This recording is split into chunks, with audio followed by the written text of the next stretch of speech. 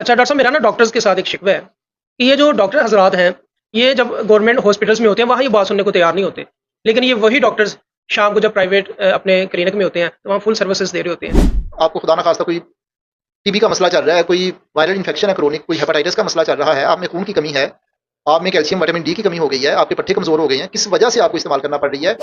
ये कह लें कि एक बड़ी खौफनाक बीमारी है। बीमारी है।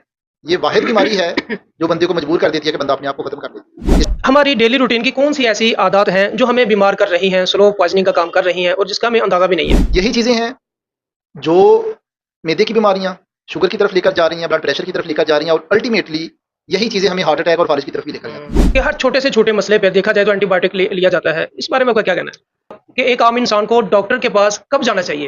वो कौन-सी ऐसी बीमारियाँ हैं छोटी-मोटी जिनके लिए डॉक्टर के पास जाना ज़रूरी है? अच्छा, इसी क्वेश्चन से असल मेरा में एक क्वेश्चन निकला है, ये मॉस्किटोज़ वगैरह के लिए जो हम घरों में स्प्रे करते हैं, क्या इसके कुछ साइड इफेक्ट